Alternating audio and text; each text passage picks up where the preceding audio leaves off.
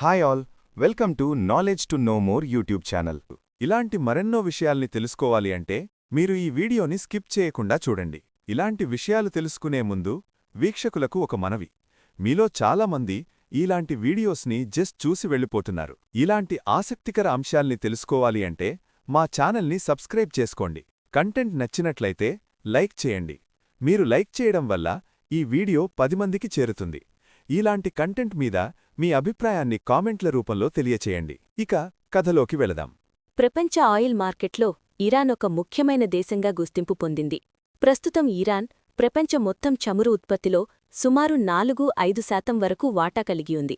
రోజుకు సుమారు 3.3 నుండి 3.5 మిలియన్ బ్యారెల్స్ చమురు ఉత్పత్తి చేస్తూ ప్రపంచంలోనే పెద్ద చమురు ఉత్పత్తి దేశాలలో ఒకటిగా నిలుస్తోంది. అంతేకాకుండా ప్రపంచంలో ఉన్న మొత్తం చమురు నిల్వల్లో సుమారు 12% వరకు నిల్వలు ఇరాన్ వద్ద ఉన్నాయి. అందువల్ల దీని ప్రాముఖ్యత అంతర్జాతీయ ఇంధన మార్కెట్లో చాలా ఎక్కువగా ఉంటుంది.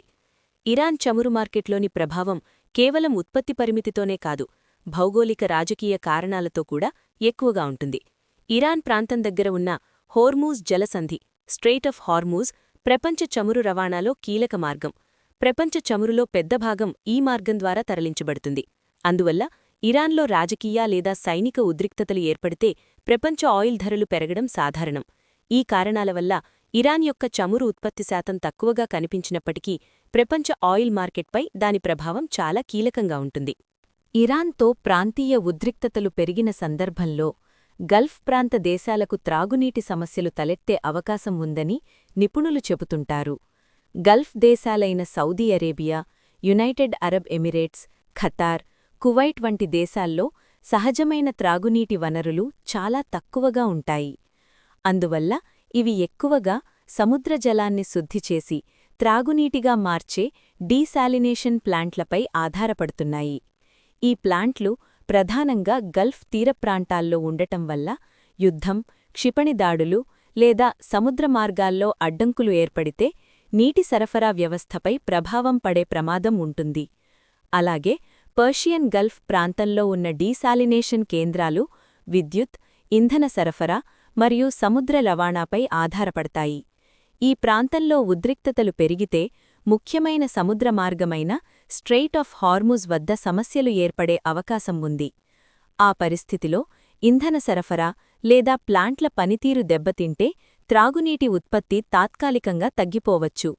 అయితే గల్ఫ్ దేశాలు ఈ ప్రమాదాన్ని దృష్టిలో పెట్టుకుని పెద్ద నీటి నిల్వలు, ప్రత్యామ్నాయ ప్లాంట్లు మరియు భద్రతా చర్యలు కూడా ఏర్పాటు చేస్తున్నాయి.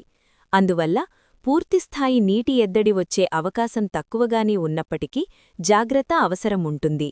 ఇరాన్తో యుద్ధ పరిస్థితులు తీవ్రతరమైతే భారతదేశం యొక్క ఆయిల్ దిగుమతులపై కొంత ప్రభావం పడే అవకాశముంది. భారతదేశం తన చమురు అవసరాల్లో సుమారు 85% వరకు దిగుమతులపై ఆధారపడుతుంది. వాటిలో పెద్ద భాగం గల్ఫ్ ప్రాంత దేశాలైన Saudi Arabia, Iraq, United Arab Emirates వంటి దేశాల నుండి వస్తుంది. ఈ ప్రాంతంలో యుద్ధం లేదా ఉద్రిక్తతలు పెరిగితే ముఖ్యమైన సముద్రమార్గమైన స్ట్రెయిట్ ఆఫ్ హార్మోజ్ వద్ద రవాణా అంతరాయం కలగవచ్చు. ఆ పరిస్థితిలో ప్రపంచ మార్కెట్లో చమురు ధరలు పెరగడం వల్ల భారతదేశానికి ఆయిల్ దిగుమతి ఖర్చు ఎక్కువవుతుంది.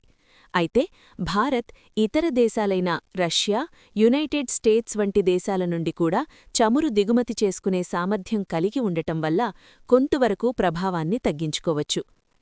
గల్ఫ్ దేశాల్లో పనిచేస్తున్న భారతీయులపై కూడా యుద్ధం ప్రభావం చూపే అవకాశం ఉంటుంది.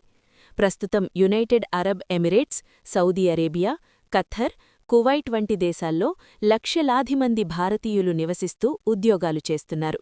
యుద్ధ పరిస్థితులు తీవ్రమైతే ఉద్యోగ అవకాశాలు తగ్గడం, ఆర్థిక కార్యకలాపాలు మందగించడం లేదా భద్రతా సమస్యలు ఏర్పడే అవకాశముంది.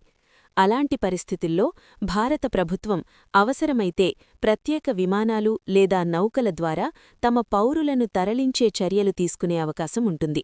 మొత్తంగా గల్ఫ్ ప్రాంతంలో స్థిరత్వం తగ్గితే అక్కడి భారతీయుల జీవన విధానంపై మరియు భారతదేశానికి వచ్చే విదేశీ మారక ద్రవ్యంపై కూడా ప్రభావం పడవచ్చు.